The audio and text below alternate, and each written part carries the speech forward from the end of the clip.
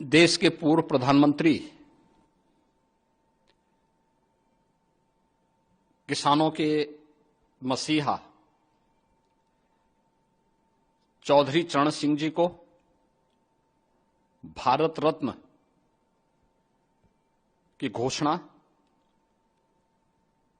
एक अभिनंदनीय घोषणा है। यह देश के करोड़ों किसानों का सम्मान है। उत्तर प्रदेश के लिए यह और भी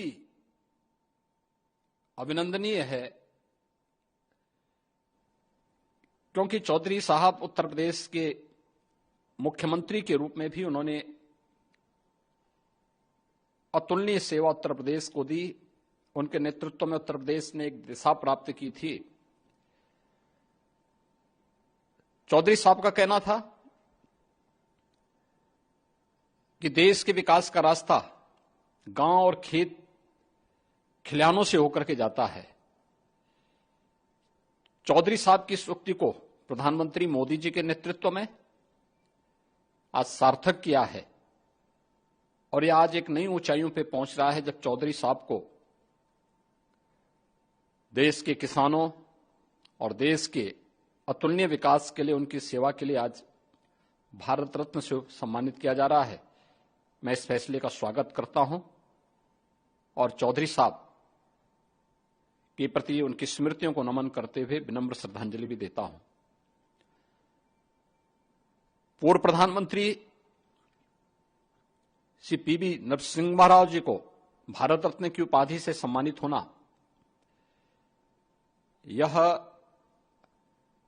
भारत की उस परंपरा का सम्मान है जिन्होंने विपरीत परिस्थितियों में देश को एक नई दिशा दी थी।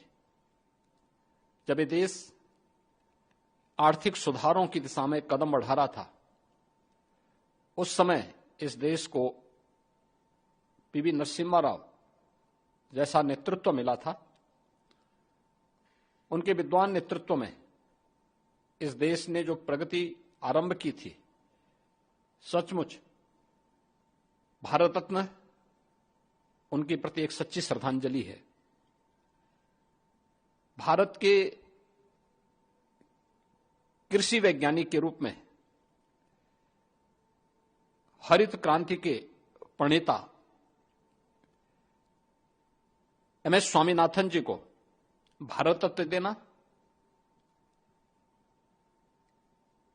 अन्नदाता किसानों के जीवन में परिवर्तन के लिए उनके द्वारा किए गए प्रयासों का सम्मान है। एमएस स्वामीनाथन जी को भारत रत्न मिलना, यह करोड़ों किसानों का, हर गरीब वंचित जो आज तमाम योजनाओं से लाभान्वित होकर के भरपेट भोजन प्राप्त कर रहा है, अपनी मेहनत से आज अपने खेतों में अधिक खाद्यान्न उत्पन्न कर रहा है। एमएस स्वामीनाथन जी का उसमें बहुत बड़ा रोल है। भारत रत्न का सम्मान